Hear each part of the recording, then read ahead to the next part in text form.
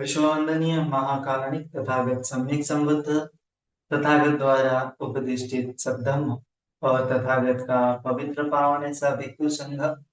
प्रथमतः इन तीन रत्नों को मैं त्रिवार वंदन करता हूँ। वैसे ही मेरे गुरु आचार्य उपाध्याय जी को भी त्रिवार वंदन करता हूँ तथा जिन जिन महापुरुषों ने धर्म का प्रचार प्रसार किया उनके प्रति कृतज्ञता व्यक्त करता हूँ तथा जिन जिन लोगों की वजह से मुझे धर्म सीखने को मिल रहा है उनके प्रति भी कृतज्ञता व्यक्त करता हूँ। जुड़े हुए सभी शील संपन्न श्रद्धावान उपासक उपासिकाएं बालक तथा बालिकाएं सभी के प्रति मंगल में थी मंगल कामना करता हूँ।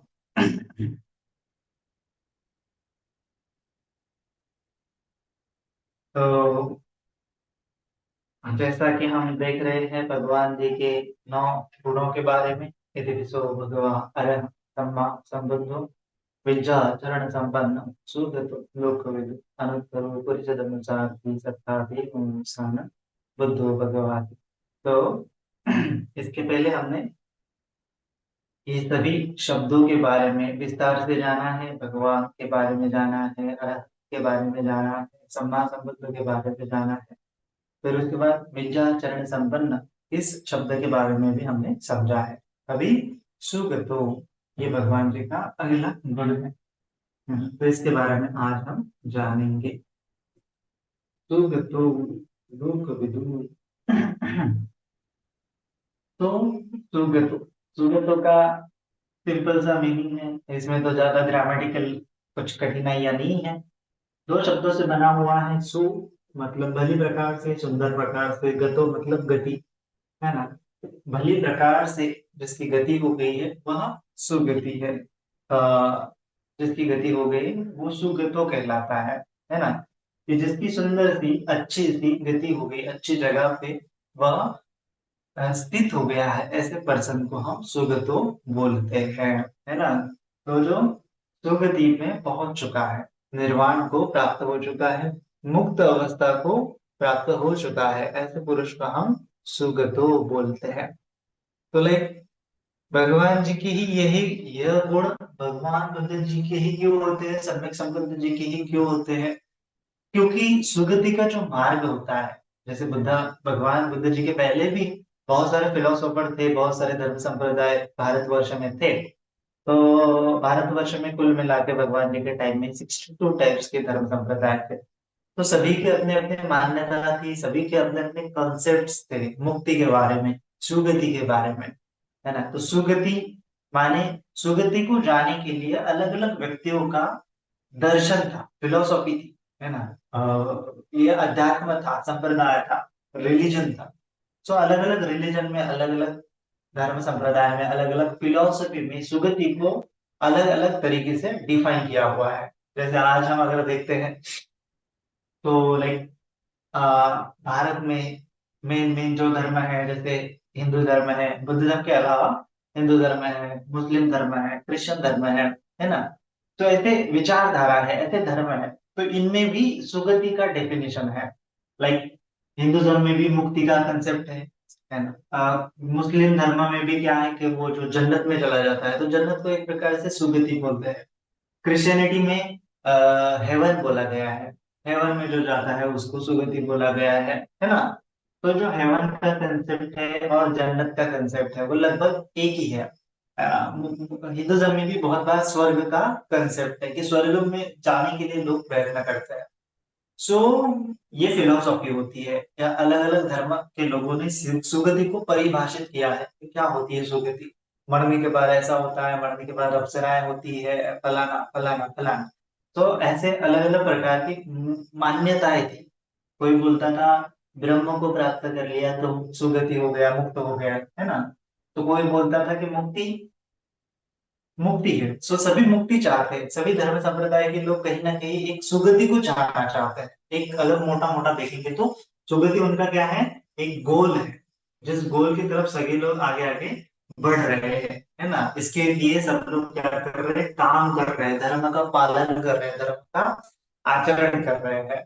और कौन सुगति को नहीं जाना चाहता? हर कोई जाना चाहता है, कोई दुर्गति को बिल्कुल भी नहीं जाना चाहता है। ठीक है, तो सुगति का कंसेप्ट हर जगह पे अवेलेबल है। लेकिन सुगति का जो जाने का जो मार्ग है, उस मार्ग में भिन्नता है ना। तो इस मार्ग के चलते भगवान बुद्ध जी का जो मार्ग भी कैसा है, वह सुगत है, सुगम है ना। अच्छा अच्छा अच्छा सुलभ है ना। इसमें ज्यादा कठिनाइयां नहीं है, ज्यादा क्लेश आत्मा पीड़न दंड नहीं है। जैसे अन्य धर्म संप्रदाय में, जैसे भगवान जी के टाइम में निगंटनाथ बुद्ध का जो धर्म संप्रदाय था, उसमें वो शरीर को तपाते थे, शरीर को कष्ट कर देते थे, शरीर को पीड़ा देते थे, और मान्यता थी उनकी कि शरीर को पीड़ा देने से, ये शरीर में पीड़ा भुगतने से सारे कर्मों के विपाक धुल जाते हैं। तो ये कर्मों को धुलने से सुगति मिलती है। ये भी भारतवर्ष में परंपरा रह चुकी है। सो कर्मों को शुद्ध करने के लिए अलग अलग फॉर्मूला थे। कोई व्यक्ति कहता था कि कठोर तपश्चर्या करने से सुगति मिलती है, कोई कहता था कि कोई स्नानादि व्रत करने से सुगति मिलती है, गंगा नदी में डुबकी लगाने से सुगति मिलती है, किसी किसी की मान्यता थी, है ना। किसी किसी का दर्शन था कि केवल चिंतन मनन करने से सुगति मिलती है, किसी किसी की मान्यता है कि ईश्वर को प्राप्त करने से, ईश्वर का जाप करने से सुगति मिलती है, कोई बोलता है आत्मा का दर्शन करने से सुगति मिलती है ना। सो ये भिन्न भिन्न मार्ग थे, कर्मों कर्मों से मुक्त होने के मार्ग है, कर्मों को परिशुद्ध करने के मार्ग उन समाज में बताए थे। तो इन सभी मार्गों में भगवान बुद्ध जी का जो मार्ग था, वह अत्यधिक सुलभ था, सुगत है, इसीलिए उनको सुगत बोला जाता है कि वह खुद भी सुगति को प्राप्त हो गया है, और उन्होंने मार्ग जो बताया है वो भी सुगत है, सुगत सुगत है, सुलभ है, सुगम है, अच्छी प्रकार से है। उसमें ज्यादा क्लिष्ट क्लिष्ट चीजें नहीं है, ऐसी चीजें नहीं है कि जो साधारण लोग नहीं समझ सकते, ऐसी भी चीज नहीं है कि जो साधारण लोग नहीं कर सकते। साधारण लोग करने लायक चीजें ही भगवान बुद्ध जी ने बताई है ना। कोई लाइक बहुत जो दंडित, खुद को दंड देना, खुद को टॉर्चर करना, ये मार्ग भगवान जी ने नहीं बताया। एक दूसरा मार्ग बताया कि कामेसु काम सुकल्लिकान योग, तो भगवान जी ने बोला कि ये मार्ग भी सुगति की तरफ नहीं जाता है। तो मध्यम मार्ग का जिक्र किया, तो मध्यम मार्ग क्या है, सुगति को जाने वाला मार्ग है, ऐसा भगवान जी ने बताया है। तो इसीलिए वो खुद भी सुगत है, खुद भी उस ऊंचाई पर पहुंच चुके हैं, फिर उनका मार्ग भी एकदम सुगत तरीके से बताते हैं। और फिर इसके पश्चात जो उनका पालन करते हैं वो भी क्या हो जाते हैं, सुगत हो जाते हैं। तो बुद्ध भी सुगत है, धर्म भी सुगत है, और संघ भी क्या है, सुगत है, ऐसा हम कह सकते हैं, है ना। तो ये सुगत शब्द से परिभाषित होता है कि भगवान जी सुगति के अलावा कोई मार्ग बताते ही नहीं है ना। हमेशा जो कुछ भी बोलेंगे वो केवल और केवल लोगों के कल्याण के लिए ही बोलेंगे। ऐसा नहीं कि वो एक आधे व्यक्ति का छल कपट करेंगे और उसको दुर्गति में जाने का मार्ग बताएंगे, ऐसा बिल्कुल भी भगवान बुद्ध जी जो है विचार नहीं करते हैं, उनकी चेतना में वह उत्पन्न ही नहीं होता है ना। कोई भी व्यक्ति आता है उनके पास, कितना भी अच्छा व्यक्ति हो, कितना भी बुरा व्यक्ति हो, उस दोनों को वो सुगति का ही मार्ग दिखाते हैं। ऐसा नहीं कि ये व्यक्ति मेरा अच्छा कर रहा है तो इसको मैं सुगति का मार्ग दिखाऊंगा, ये व्यक्ति मेरे साथ बुरा व्यवहार कर रहा है तो मैं इसको दुर्गति का मार्ग दिखाऊंगा, ऐसा बिल्कुल भी भगवान जी नहीं करते हैं, है ना। हम देखते हैं ना कि भगवान जी का जो करुणा है, वो अपना बेटा जो राहुल है उसके प्रति भी सिमिलर है, सेम ही है। और जो अंगुलीमाल है डाकू, उसके प्रति भी सेम करुणा है। और जो देवदत्त है जिसने उनको मारने का प्रयास किया था, उसके प्रति भी सेम करुणा उनके मन में है, और तीनों को उन्होंने कल्याण का ही, सुगति का ही मार्ग बताया है। इस प्रकार से भगवान जो है सुगत है, दूसरों को सुगति का मार्ग बताते ही बताते हैं, चाहे वो व्यक्ति कैसा भी उनके साथ व्यवहार करे। तो ये भगवान बुद्ध जी की स्पेशलिटी है, इसीलिए उनको सुगत बोला जाता है ना। ये एक एक ऐसा दरवाजा है बोल सकते हैं कि जिसमें कोई भी व्यक्ति अगर घुस जाता है तो वो उस पार चला जाता है। ये ऐसा भगवान बुद्ध जी है, इसीलिए बुद्ध के पास जो चला जाता है तो उसको वो धन्य हो जाता है। क्यों ऐसा हो जाता है, क्योंकि भगवान जी कभी भी उसको विपरीत मार्ग नहीं बताते हैं, है ना। तो भगवान बुद्ध जी के बारे में तो बहुत सारे लोग क्या करते हैं कि सोचते हैं, जो अन्य धर्म संप्रदाय के लोग हैं, अन्य धर्म संप्रदाय के लोग क्या करते हैं, भगवान जी के बाद बार बार डिबेट करने के लिए आते हैं, अपने शिष्यों को भेजते हैं। तो एक निगंठनाथ बुद्ध जी का जो एक शिष्य होता है, तो वो अभय राजकुमार होता है। तो अभय राजकुमार को ये निगंटनाथ पुत्र भगवान बुद्ध जी के पास भेजते हैं। अभय राजकुमार सुत्त नाम से भी एक सुत्त है, ठीक है। तो ये अभय राजकुमार जो है, पहले तो ये निगंटनाथ पुत्र का शिष्य होता है। तो जो निगंटनाथ पुत्र होता है वह बोलता है कि तुम ये भगवान बुद्ध के पास जाओ और उनसे क्या करो, चर्चा करो, वार्तालाप करो। तो ये जो अभय राजकुमार है वो हमेशा चाहता है कि मैं भगवान बुद्ध जी के पास जाऊं, लेकिन ये रोकते हैं निगंटनाथ को। तो एक समय में वो जाने के लिए बहुत उत्साहित होते हैं, तब निगंटनाथ तो उसको सजेस्ट करते हैं, तुम अगर भगवान बुद्ध जी के पास जाते हो तो उनसे प्रश्न पूछना। और ये प्रश्न ऐसा है कि डिलेमा टाइप प्रश्न है, मेंढक प्रकार का प्रश्न है, कि दुविधाजनक प्रश्न है। कि उसमें उसने प्रश्न किया है इन्होंने कि भगवान बुद्ध जी के पास जाके उनको ऐसा पूछो, पूछना ही चाहते हो तो ऐसा पूछो कि क्या भगवान बुद्ध जी कभी क्रोधित होते हुए किसी को बोलते नहीं है क्या? है ना, क्या भगवान बुद्ध जी किसी को बुरा भला बोलते नहीं है क्या? वो तो हमेशा सुगंधी सुगंधी की बात करते हैं, लेकिन किसी को धिक्कारते नहीं है क्या? है ना, ऐसा उनको जाके प्रश्न पूछो।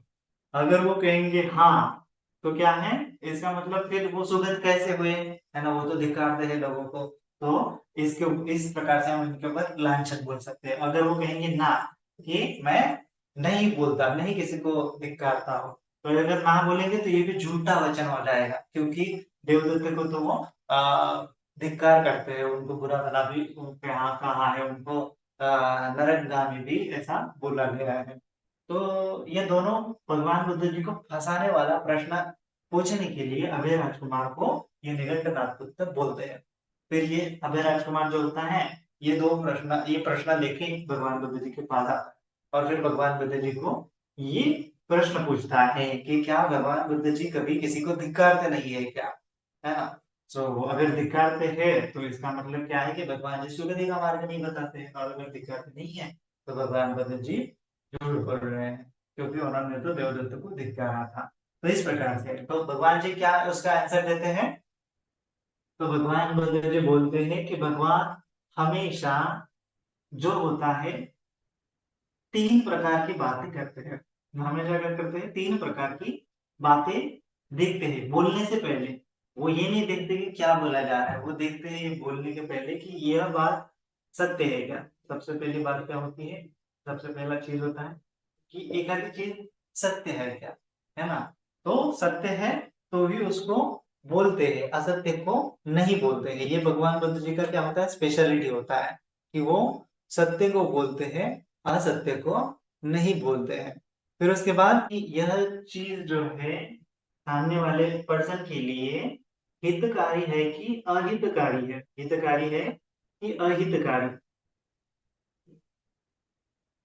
हितकारी है कि अहितकारी, ठीक है, सत्य है कि असत्य है। हाँ। फिर उसके बाद तीसरी होती है कि आ, समय के अनुसार है कि नहीं, अनुकूल है कि नहीं, उसके लिए अनुकूल है कि नहीं, समय के अनुसार वो सुन सकता है कि नहीं सुन सकता है ना। समय के अनुसार अनुकूल नहीं है, समय के अनुसार नहीं है, ठीक है। तो समय के अनुसार है और समय के अनुसार नहीं है। तो भगवान जी ये नहीं देखते कि कौन व्यक्ति को वो बोल रहे हैं, लेकिन वो यह तीन चीजों को हमेशा देखते हैं। वह बात सत्य है तो बोलते हैं, असत्य है तो नहीं बोलते हैं, ठीक है। तो तीन प्रकार से हमेशा किसी को अगर बोलना है चीज, तो ये अगर ये तीन चीजें उसमें इंक्लूडेड है तो ही वो बोलते हैं। अगर सत्य है, दो एटलीस्ट उसमें चाहिए ही चाहिए। अगर सत्य है तो ही बोलते हैं, असत्य है तो नहीं बोलते हैं। एक आधी चीज अगर असत्य भी है ना, एक आधी चीज असत्य भी है, लेकिन उस व्यक्ति के लिए वो हितकारी है ना। बहुत बार क्या होता है कि असत्य बात होती है, झूठ बात होती है, लेकिन सामने वाले व्यक्ति को अगर हम बोलेंगे तो उसके कल्याण की बात है। तो ऐसी बात भी भगवान जी नहीं बोलते हैं, है ना। भले ही उसके लिए हितकारी है, लेकिन असत्य अगर बात है तो भगवान जी उसके लिए ये बात नहीं बोलते हैं, ठीक है। और असत्य है और अहितकारी है तो ऐसी बात तो बिल्कुल भी बोलते ही नहीं है, ठीक है। और फिर उसके बाद बोलते हैं कि समय के अनुसार वह है कि नहीं है। असत्य है, अगर वो समय के अनुसार भी है, अनुकूल भी है तो भी भगवान जी उस बात को नहीं बोलते, क्योंकि वह असत्य है। ठीक है, तो इसीलिए भगवान जी कैसी वाणी बोलते हैं, जो सत्य है। तो सत्य है तो चाहे वो हितकारी हो या चाहे वो सॉरी, सत्य है तो उसके लिए हितकारी है तो ही वह बोलते हैं, और चाहे वो उसके लिए हितकारी हो कि अहितकारी हो। यहाँ अगर समय अनुकूल रहा तो उसके लिए हितकारी बात क्या है वो भी बताते हैं, अहितकारी बात क्या है वो भी बताते हैं। लेकिन समय के अनुकूल समय नहीं है, सिचुएशन ही नहीं है, बताने लायक कंडीशन ही नहीं है, समय के अनुसार नहीं है, तो चाहे कितनी भी बात सत्य है, हितकारी भी है, तो वह नहीं बताते, है ना। तो कौन सी बात बताते हैं कि जो सत्य है, हितकारी है और समय के अनुकूल है, ऐसी ही बात भगवान जी बोलते हैं, है ना। सत्य है और अनुकूल है, हितकारी है, तो समय भी नहीं है तो उस समय में भी भगवान जी कभी कभार वो बात बोलते हैं। समय को देख के ही भगवान जी बहुत सारी बातें बोलते हैं। लेकिन असत्य है तो वह नहीं बोलते, अहितकारी है तो सत्य भी है, अहितकारी भी है, तब भी भगवान जी उसको बोलते हैं, क्योंकि सत्य सत्य है। ज्यादातर बार तो अहितकारी चीजें नहीं बोलते हैं, हितकारी चीजें ही बोलते हैं, क्योंकि बहुत सारी चीजें होती है जो हमारी अहितकारी, मतलब हित करने वाली नहीं होती, तो ऐसी ऐसी बातें संभव लाफा में आ जाती है, संभव लाफा वेरमणि। ऐसी बातें बताऊं मैं आपको कि जो आपके कल्याण की है ही नहीं, जिसको सुन के आपका हित होने वाला ही नहीं। मैं यहाँ पे जाके आपको गॉसिप करने लगो, जो बोलते हैं ना गॉसिप, गप्पा करने लगो, गप्पे करने लगो, तो गप्पे सुन के आपके जीवन में कुछ बोध उत्पन्न होने वाला नहीं है ना, चाहे वो सत्य है ना। अरे इसने ये बोला, अरे उसने वो बोला, ऐसे करने से कुछ होने वाला नहीं, ये अहितकारी बात है। अगर वो सत्य भी है तो उसको नहीं बोलना चाहिए, लेकिन हितकारी है तो उसको बोलना चाहिए। हितकारी है लेकिन असत्य है तो उसको नहीं बोलना चाहिए। तो समय के अनुसार हितकारी है तो समय के अनुरूप बोलना चाहिए, और समय के अनुरूप नहीं बोल, समय नहीं है तो नहीं बोलना चाहिए। कभी कभार हम किसी को गाइड करने के लिए जाते हैं, किसी का भला चाहते हैं, लेकिन उस व्यक्ति का मन सुनने का मूड ही नहीं है, तो उसको बताने से क्या फायदा होगा, नहीं क्या। तो अगर उसका समय अनुकूल है, उसके जीवन में वो सुनने लायक मनस्थिति में है, परिस्थिति में है, तो उसको हम बता सकते हैं। लेकिन तीन चीजें हैं, सत्य है, हितकारी है और अनुकूल है, तो भगवान जी उसको जो बातें हैं वो बोलते हैं।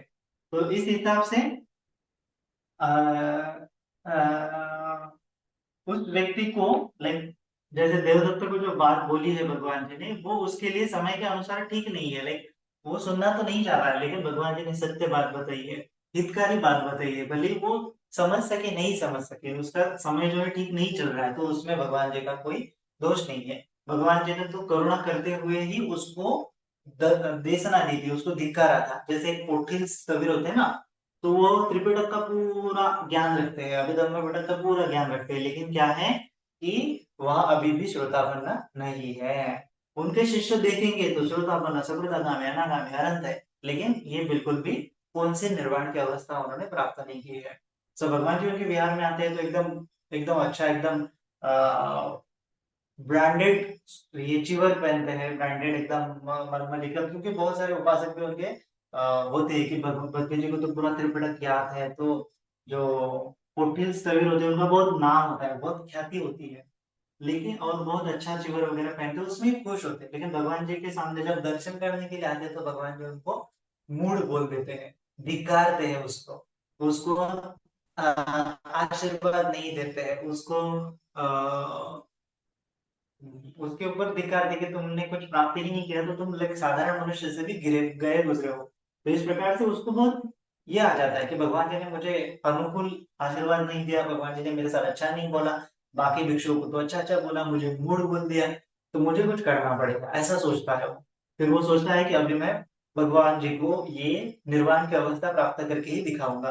तो बहुत बड़े बड़े आचार्य के पास जाता है, लेकिन कोई उनको सिखाने के तैयार नहीं होता है, क्योंकि क्या होता है कि उनका उनसे ही बहुत सारे लोगों ने सीखा होता है, तो उनके 30 शिष्य होते हैं जो आनंद हुए होते हैं, तो 30 के पास जाते हैं, तो 30 उनको ना ना बोलते हैं, 29 लोग ना बोलते हैं, लेकिन एक फिर एक सामने के पास जाते हैं जो नया नया आनंद होता है, तो ये सामने ही उसको सिखाने के लिए बोलता है। ये 29 अनंत होते हैं, वो क्यों नहीं सिखाते उनको, क्योंकि उनको पता है कि इनमें ईगो बहुत है, तो ये सुनने वाले नहीं है। तो जब तक ये छोटे सामने के पास जाके याचना नहीं करती कि बनते जी मुझे सिखाओ, तब तक इनका अहंकार टूटने वाला नहीं। और फिर जब वो सामने के पास जाके याचना करते कि बनते मुझे सिखाओ, तब सामने बोलते कि चलो जाओ वो कीचड़ में एक बार डुबकी लगा के वापस आओ, तो वो चिवर उवर उतारने लगा। लेकिन वो सामने अनंत बोलते हैं कि चिवर नहीं उतारने का, ऐसा ही चले जाओ। तो जो मखमल भरा मतलब एकदम ब्रांडेड कपड़ा होता है, तो वो कीचड़ में भराना नहीं चाहते, लेकिन अनंत ने बोला है ज्ञान प्राप्त करना है, भगवान जी को दिखाना है, तो इसीलिए वो जाने लगते हैं। फिर वो सामने उसको रुक जाते हैं कि ठीक है अभी तुम सुनने के लिए तैयार हुए हैं, तो अब मैं तुम्हें ब्रह्मदेशना दे सकता हूँ। फिर जैसे ब्रह्मदेशना देते हैं और ये ध्यान करने के लिए जाते हैं, तो वो अनंत हो जाते हैं। भगवान जी उनको एक गाथा गाथा बोलते हैं कि जो ज्ञान के साथ आपको भूरी के साथ आपको प्रैक्टिस भी करना चाहिए। योग तो जाने तो भूरी, योग करने से ही प्रज्ञा प्राप्त होती है, योग नहीं करने से कभी भी प्रज्ञा प्राप्त नहीं होती, फिर वो आनंद हो जाते हैं। तो इस प्रकार से भगवान जी अनुकूल समय देखते हुए उनको धिक्कारते भी हैं, अनुकूल समय देख के उनको निर्वाण का मार्ग भी समझाते हैं, है ना। अगर वो समझना नहीं चाहते तो उनको धिक्कारते हैं ताकि वो मोटिवेट हो जाए, करुणा करते हैं भगवान जी उनके ऊपर। तो इस प्रकार से तो सुगति का मार्ग भगवान जी बताते हैं, है ना। तो ये सुगति का मार्ग भले ही समझ नहीं पाए लोग, लेकिन वो भगवान जी उसको ठीक ठीक प्रकार से बताते ही है। ठीक है। फिर उसके बाद क्या है कि भगवान जी का जो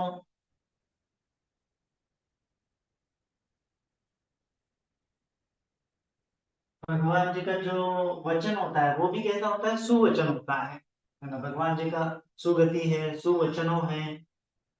फिर उसके बाद सुसंठानो है, सुसंठानो, ये शब्द क्या है, अच्छी ठान के, अच्छे ठान को, अच्छे स्थान को भगवान जी प्राप्त हो गए हैं, बुरे स्थान को नहीं प्राप्त हो गए। अच्छे स्थान को जाने के लिए मार्ग बताते हैं, बुरे स्थान के लिए जाने के लिए मार्ग नहीं बताते हैं। तो जो भगवान जी ने जितना भी धर्म बताया है या फिर आर्य अष्टांगिक मार्ग बताया, अगर आर्य अष्टांगिक मार्ग की हम प्रैक्टिस करेंगे तो दुर्गति को जाएंगे कि सुगति को जाएंगे, तो हम सुगति को जाएंगे। तो इसीलिए भगवान जी का हमेशा जो मार्ग है सुगति को ही, सुगति की तरफ ही ले जाने वाला मार्ग होता है, दुर्गति की तरफ ले जाने वाला मार्ग नहीं होता है। बाकी के जो धर्म होते हैं, बाकी के जो धर्म संप्रदाय होते हैं, तो उसमें बहुत सारी चीजों के ऊपर चर्चा ही की है ना। जैसे कोई भी धर्म होता है तो उसमें लाइक फिलोसफी होती है, कोई सा कौन सा भी अगर दर्शन होता है, कौन सा भी अगर फिलोसफी होता है ना, तो उसमें चार प्रकार के सिद्धांत होते हैं। ठीक है। नंबर वन, किसी भी फिलोसॉफी में होता है, एक होता है एपिस्टेमोलॉजी, उसको बोलते हैं ज्ञान मीमांसा। ठीक है। फिर उसके बाद होता है मेटाफिजिक्स होता है, उसको बोलते हैं तत्व मीमांसा, तत्व मीमांसा। फिर उसके बाद एक होता है नीति शास्त्र होता है, एथिक्स बोलते हैं इसको इंग्लिश में, नीति शास्त्र होता है। और फिर एक लास्ट में होता है उसको बोलते हैं तर्कशास्त्र। तो लाइक ज्ञान मीमांसा में सभी लोग मुक्ति की बात करते हैं, तो बुद्धिज्म भी मुक्ति की बात करता है, निर्वाण की बात करता है ना। निर्वाण और मुक्ति एक ही है, ठीक है, लिबरेशन। सो लाइक निर्वाण का कंसेप्ट सभी का अलग अलग होता है, जैसे हिंदू धर्म का वगैरह कि लाइक ईश्वर का आत्मा का मिल जाना वगैरह वगैरह मुक्ति हो गया। लेकिन भगवान जी ने बोला है कि दुखों से मुक्ति मतलब मुक्ति, कंप्लीटली क्या कर दिया है, मुक्ति का एकदम स्पेशल कंसेप्ट बताया है। फिर उसके बाद तत्व मीमांसा होती है, इसके बारे में हम देखेंगे। नीति शास्त्र होता है, तत्व मीमांसा में क्या होता है कि बहुत सारे लोग क्या कर लेते हैं, ये ईश्वर ने बनाया है, ये जगत क्या है, आत्मा क्या है, कैसे चलता है, कौन चलाता है, ये जो प्रश्न होते हैं मेटाफिजिक्स बोलते हैं उसको, कि जो फिजिक्स के अंदर भौतिक जगत में हमें नहीं दिखाते दिखते हैं, तो इसके बारे में चर्चा होती है किसी भी फिलोसॉफी में, किसी भी धर्म संप्रदाय में ये होते हैं। हिंदू धर्म में भी होता है, मुस्लिम में भी होता है। मुस्लिम में मेटाफिजिक्स क्या है, जन्नत का मेटाफिजिक्स है, अल्लाह का मेटाफिजिक्स है, और कैसे चलाता है, कैसे धरती का निर्माण किया 6 दिन में। अपना गॉड के भी रिलीजन में, जो क्रिश्चियनिटी में भी ऐसा कंसेप्ट है कि गॉड ने कैसे पृथ्वी को बनाया, एडम एंड ईव को कैसे बनाया, कैसे मनुष्य सृष्टि को बनाया। तो ये तत्व मीमांसा, ये जगत कैसे काम करता है, ईश्वर कैसे उसको चलाता है, सो ये हो गया तत्व मीमांसा। फिर उसके ये, लेकिन ये बुद्धिज्म में जो तत्व मीमांसा क्या है कि भगवान जी इन चीजों को, सुकृति का जो ऊपर का स्ट्रक्चर है उसको ज्यादा इंपॉर्टेंस नहीं देते हैं, है ना। भगवान जी क्या करते हैं, तत्व मीमांसा में भी ज्यादा चीजों के बारे में डिस्कस नहीं करना चाहते हैं कि ये जगत की शुरुआत कहाँ से हुई है, किसने की है, इन सब चीजों के बारे में वो चर्चा नहीं करते हैं। तो बुद्धिज्म का जो मेटाफिजिक्स है वो भगवान जी उसको खारिज कर देते हैं। भगवान जी बोलते हैं कि हाँ, आपको दुखों से मुक्त होना चाहिए। भगवान जी क्या करते हैं कि दुखों से मुक्त होना चाहिए। ये आंसर आपको मिल भी गए, ईश्वर है क्या, जगत किसने बनाया, आत्मा वगैरह क्या वगैरह, इन प्रश्नों का जो आपको उत्तर अगर मिल भी जाता है तो भी आप दुखों से मुक्त नहीं होते हैं, है ना। जैसे भगवान जी ने वो एग्जाम्पल दिया है ना कि जैसे कोई जंगल में किसी व्यक्ति को तीर लग जाता है, शिकारी उसको तीर मार देता है, और तीर लगने के बाद कोई वैद्य होता है तो उसको बचाने के लिए आता है, बोलता है कि मैं तुम्हारा तीर निकाल लूं, तुम्हें मलहम पट्टी कर लूं। लेकिन वो व्यक्ति बोलता है कि नहीं, मुझे पहले जानना है कि ये तीर किसने मारा, कैसे बनाया था, क्या उसके साथ मेरी दुश्मनी थी, है ना। ये जब तक प्रश्न के उत्तर नहीं मिलते तब तक मैं इस तीर को नहीं निकालूंगा, मेरी ट्रीटमेंट नहीं करूंगा। तो ऐसा बोलेगा तो क्या हो जाएगा, दर्द में ही मर जाएगा। तो इसीलिए भगवान जी बोलते हैं कि ये जगत कहाँ से आया है, कौन बना है, कौन चला है, इन सब चीजों के बारे में व्यर्थ करना है, क्योंकि मनुष्य हर समय में दुखी है। तो उसको काम करना चाहिए दुखों का निवारण करने के लिए। दुखों का निवारण नहीं करता है तो उसकी मुक्ति संभव नहीं है, ठीक है। तो ये चीज भगवान जी ने हाईलाइट किया है, ये तत्व मीमांसा को थोड़ा सा साइड में रखते हुए। तो तत्व मीमांसा को, मेटाफिजिक्स को बुद्धिज्म में ज्यादा ही वैल्यू नहीं है। अगर आगे हम लोकवेदों के बारे में जानेंगे, 31 प्रकार के लोकों के बारे में जानेंगे, वो भी मेटाफिजिक्स के अंतर्गत आ जाता है। लेकिन हमें समझना है इस चीज की वैल्यू भगवान जी ने हमेशा ये प्रैक्टिस पे, प्रैक्टिस या पुण्य कर्म जो है, प्रैक्टिकल जो हम कर सकते हैं उससे कई गुना कम है मेटाफिजिक्स की वैल्यू। मेटाफिजिक्स को ज्यादा वैल्यू दिया ही नहीं है। ये है उसको जस्ट है ऐसा जानते हुए उसको कोने में पढ़ देना है, उसका कुछ लेना देना नहीं है। ये देवता लोग है, इतना उनका आयु होता है, इतने कल्प, इन सब चीजों के बारे में ज्यादा डिस्कशन नहीं करना है। ज्यादा डिस्कशन करना है निर्वाण के बारे में, मुक्ति के बारे में, दुखों से मुक्त होने के बारे में।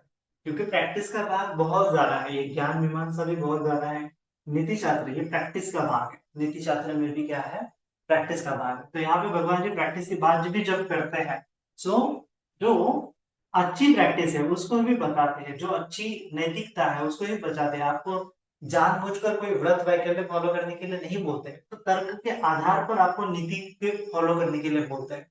तो तर्क शास्त्र का भी भगवान जी उपयोग करते हैं कि हेतु प्रत्यय है। तो हेतु प्रत्यय का अगर हम पालन करेंगे तो अच्छी हम प्रैक्टिस कर सकते हैं, है ना। अगर आ, बिना तर्क के हम फॉलो करेंगे तो क्या होगा, अच्छी प्रैक्टिस नहीं कर सकते। ज्यादातर रिलीजन में क्या होता है कि तर्क शास्त्र कुछ नहीं होता, तुम केवल मानना पड़ेगा इस चीज को, तुम्हें वेद पुराण को, ये शास्त्र सम्मत बात है, इसको तुम खारिज नहीं कर सकते, ऐसा ये हमेशा उनको बताया है। लेकिन भगवान जी का तर्क शास्त्र एकदम एडवांस लेवल का है। भगवान जी का नीति शास्त्र एकदम एडवांस लेवल का है। तत्व मीमांसा भी है और ज्ञान मीमांसा भी एकदम साइंटिफिक है, उसमें ये ज्यादा चर्चा नहीं किया। और जो तत्व मीमांसा है जो थोड़ा सा अनसाइंटिफिक लगता है, तो उसको भगवान जी ने केवल बता दिया है किस लिए, कि आप जो है समझ सके कि हमें बुरे कर्म नहीं करना है, बुरे कर्म कर गए तो दुर्गति चले जाएंगे, अच्छे कर्म करना है कि सुगति चले जाएंगे। केवल आपको मोटिवेट होने के लिए भगवान जी ने तत्व मीमांसा बताई है। मोटिवेशन के अलावा तत्व मीमांसा का कोई रोल नहीं है बुद्धिज्म में, ये बात हमेशा ध्यान में रखना है। केवल हम 31 लोगों के बारे में जान जाएंगे और मुक्त हो जाएंगे, ऐसा बिल्कुल भी नहीं है ना।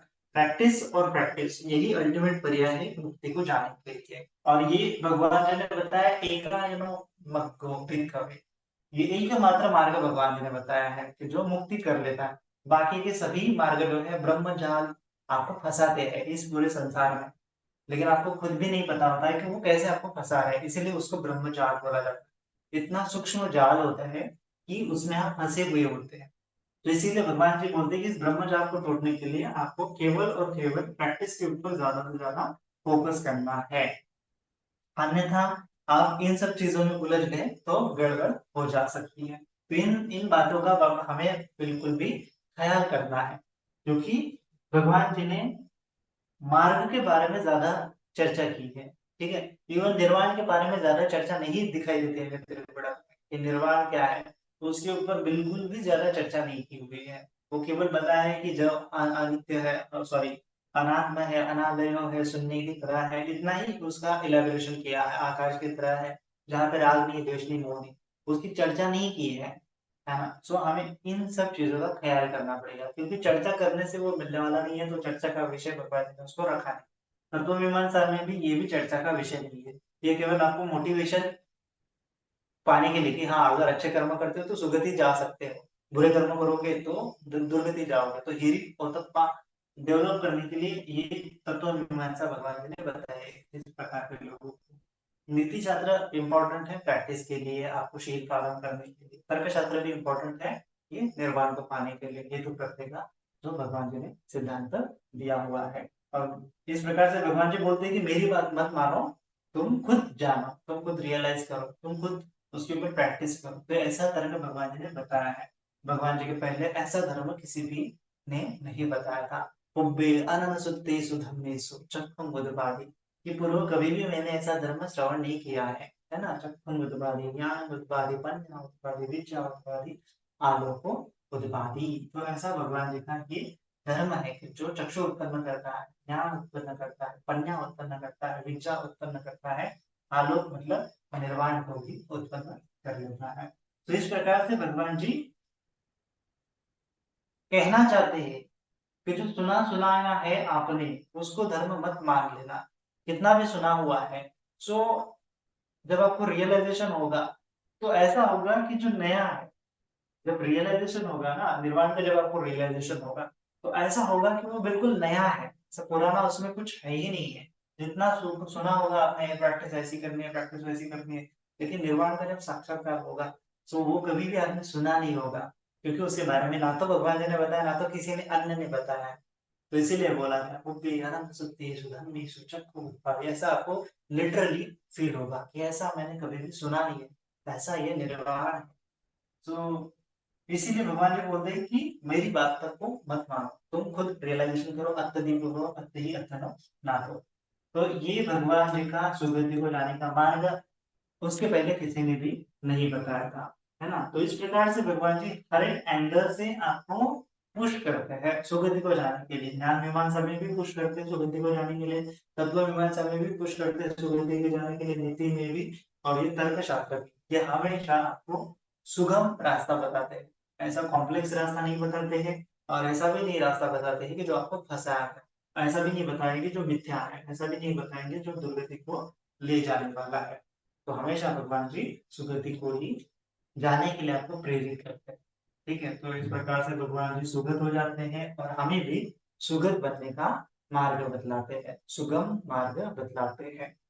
तो इस प्रकार से कहने के लिए तो बहुत सारा होता है, अगर हम कहते जाएंगे त्रिपिटक में देखते जाएंगे तो इतने सारे हमको मीनिंग मिलेंगे, है ना। तो त्रिपिटक अगर खोजेंगे तो हमें बहुत सारा सूत्र के बारे में पता चलता है। तो आप भी खुद क्या कर सकते हैं, पढ़ सकते हैं, या आप खुद भी पढ़ना चाहिए ऐसा मैं कहूंगा। क्योंकि 1 घंटे के लेक्चर में कितना ही मैं कवर कर सकता हूँ, है ना। सो आपको भी आपकी तरफ से प्रैक्टिस करना बहुत जरूरी है। सो लाइक भगवान बुद्ध जी के बारे में अगर आपको जानना है तो एक त्रिपिटक में सम्यक संबुद्ध है, एस एन गोयनका जी ने लिखा हुआ बुक है। तो उसके 6 ग्रंथ हैं, तो बहुत अच्छा है। उसमें उन्होंने बहुत भगवान जी के गुणों के बारे में बताया, जितना त्रिपिटक में है उतना उसको कंपाइल किया है। तो उसके अलावा में भी त्रिपिटक में है अन्य चीजें, तो मैं चाहता हूँ कि आप भी उसको खोजें, है ना। सो लाइक कल हम ना जैसे जितने जितने शब्द हुए हैं, जैसे विद्याचरण संपन्न हुआ है, तो विद्याचरण संपन्न शब्द के बारे में भी आपको खोजना है त्रिपिटक में। सुगतों के बारे में भी आपको खोजने की कोशिश करना है कि सुगत शब्द आपको त्रिपिटक में कहाँ कहाँ किस किस सुत्ता में देखने को मिलता है, और किस कंटेक्स्ट में ये सुगतो शब्द आया हुआ है। ऐसे भी आप खुद स्टडी कर सकते हैं। अगर आप पढ़ते हैं, अगर आप सुनते हैं, अगर आप पाली भाषा का ज्ञान रखते हैं, या अगर अगर आप रिपीटर का आपको पता है, तो आपको क्या करना चाहिए, और ज्यादा प्रैक्टिस करना चाहिए, और ज्यादा वाचन जो है करना चाहिए। ठीक है, तो एक प्रकार से ये आप होमवर्क समझ लेना है कि आपको जहां जहां सुगत शब्दों मिलता है उन ऐसे शब्दों को आपको कलेक्ट करना है और पढ़ लेना है। ठीक है, तो आज के लिए इतना ही। मैं आशा करता हूँ कि आपको ये सुगत और सुगति को जानने वाला ये सुगम मार्ग समझा होगा। सभी का मंगल हो, सभी का कल्याण हो, सभी जन सुखी हो, सुखी हो, सुखी हो। साधु, साधु, साधु।